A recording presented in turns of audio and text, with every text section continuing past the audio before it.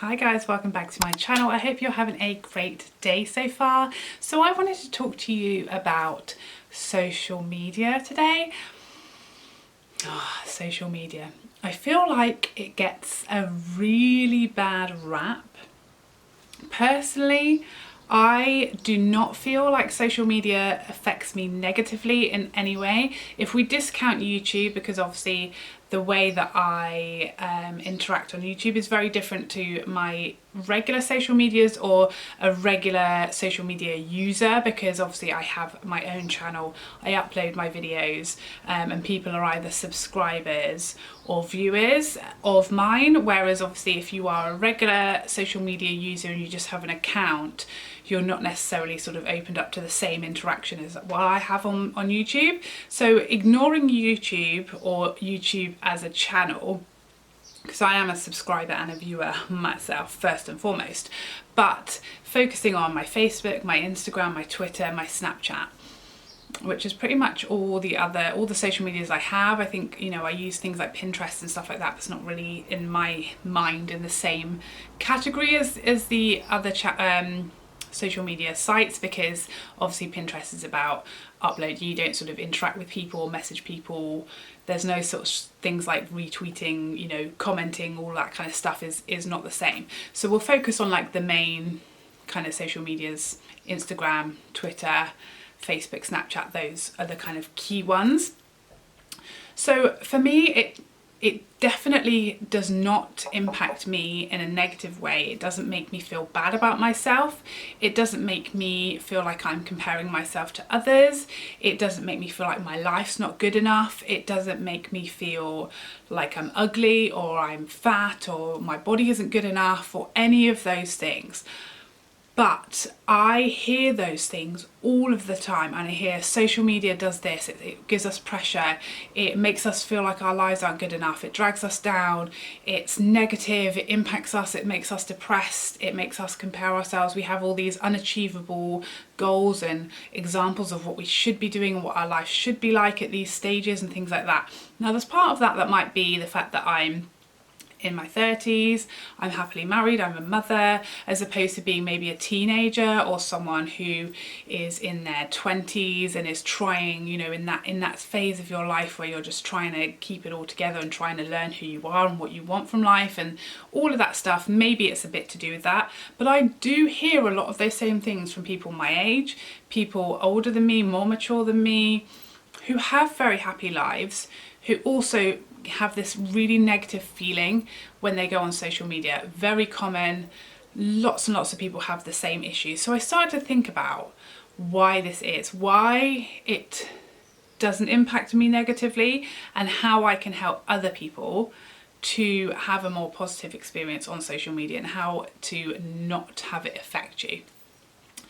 Now, the number one thing I think of is that we just blame social media, and it's like anything. When something bad or something negative is happening around us, to us, with us, for us, from us, we do not want to accept any blame or responsibility. We always want it to be someone else's fault, someone else is responsible, someone to blame. That's a very natural human emotion, to play the blame game. But it's not healthy. And one of the first questions I always ask when I'm coaching is, what part of this problem do we own? What part of this is ours to resolve? What part of this do we have control over? What part of this can we personally impact? Because as individuals, we can't make social media go away. We can't control how everybody else on social media behaves. We can't ask other accounts to post in the way that we'd like them to, or in a way that positively affects us. All we can do is control ourselves, our own interactions, our own actions, and our own make it the best that we can for ourselves, and we own that entirely. I don't believe this is social media's fault. I believe social media is there and it's gonna be there, and I don't see it going away anytime soon. So the best thing that we can all do to feel better and make it more positive, you've got two options. One, don't use it. As last time I checked, it is not mandatory. It's not mandatory. I often feel like if I was not on YouTube, I would delete all of my other social medias. Maybe not Facebook, because Facebook, you know, I love to see people's babies and weddings and holidays and how kids are growing up and all of those achievements. I love all of that.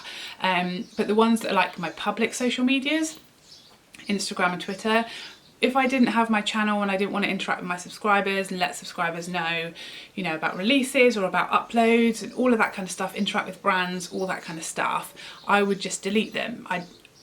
I can give them, take or leave them, give them or take them. I can take or leave them. I can certainly live without social media. And if it was having any negative impact on me whatsoever in my life and how I feel and my confidence and my happiness, I guarantee you I would do that tomorrow. Why wouldn't I? And why wouldn't you? Is there a reason that you need to be on social media? Do you have a business that you run from there?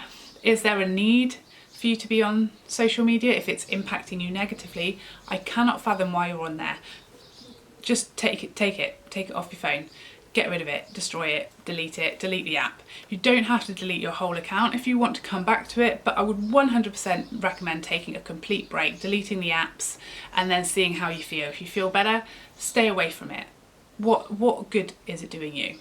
It's supposed to be a positive, fun, social media. It's not supposed to be anything else. And I genuinely feel a lot of the time, a lot of the issues that we have and a lot of the ways we're affected, we have total control over.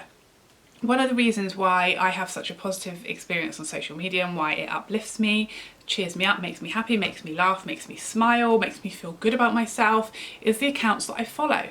On Instagram, I've had people say, I posted something the other day, which was a before and after of me using Facetune, just to show people what is really achievable with Facetune. I think sometimes people think it just removes blemishes or smooths out skin, and it can do so much more than that. So I did a before and after just to show people, this is what I did to this photo. And if I hadn't told you, would you have known I'd done anything to it? I'm not sure. A lot of people said no, they wouldn't have known. They'd have just thought that was a photo I took on my phone. And that's the issue. And someone commented saying, you know, it's easier said than done to not compare yourself when it's thrown in your face all day long. And my question to that person was, why is it thrown in your face all day long? I mean, that to me, the first thing it says is that you're on the Instagram all day long and that you're following lots of people who make you feel bad, because otherwise, how are you seeing this stuff? Because on Instagram, obviously, we have a homepage that is, other than the odd advert here and there, is pretty much just people that we have chosen to follow. You can obviously go to the discovery page and then you can see all kinds of stuff, but you don't have to go there. You can just stay on your homepage, and you really should be only following people on your homepage or following people on Instagram, following people on Twitter who make you feel positive things. Make you feel happy, confident, successful, make you feel joy, make you laugh, lift you up. Why are you following people who don't make you feel that way? That is completely controllable and in your hands. Take them off. I did this about a year and a half ago. And that is why I think now I don't get the issue with social media, because I've taken control of it. I've taken over my own account and I've made it what I need from it, which is a positive, happy place. Anyone who makes you feel anything else, any negative thoughts that you compare yourself to and feel negative, that you wish you had their life and it's a bad feeling rather than one that's really driving and inspiring, take them off. Don't do it to yourself. I feel like we have so much more control than we give ourselves credit for. I also see people saying, you know, young children see this, you know, you're responsible, you know, young kids are reading this, young kids are seeing this and they're being affected. But why are young kids seeing this? You know, there are age limits on lots of these sites, and most young kids are too young as far as the guidelines for the sites, and that really lies with the parents. I often wonder, I've had people comment really horrible comments on my YouTube, and their profile picture is a teenager, and I think, is this what your parents know or think that you're doing on the internet? You know, are they looking? Are they checking? Are they even able to? Do they have access to do that? These things are really worrying to me, because I'd think, again, is it really social media? Is it the internet's responsibility? Is it Facebook's responsibility? Is it Instagram's responsibility? Or is it us as parents' responsibility to know what our children are looking at, to ensure that what they're looking at is positively influencing them, to be talking to them about how it's influencing them? There, a fly on my head or a hair?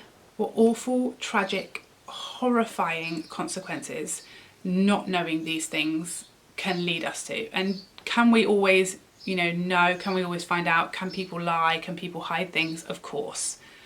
But from my perspective, we have a lot more control and we have a lot more influence on our own feeds and our own children's feeds and what our children are doing and what we ourselves are doing and looking at, and what is influencing us and what we're allowing to influence us and what we're almost choosing and torturing ourselves and self-destructing with. You know, we have so much more control over it than we give ourselves credit for. And that's my advice, is really take it back. If you can't do that, or you feel like you're inundated, or you feel like it all is negative, or you can't stay away from it, or there's no getting away from it, come off.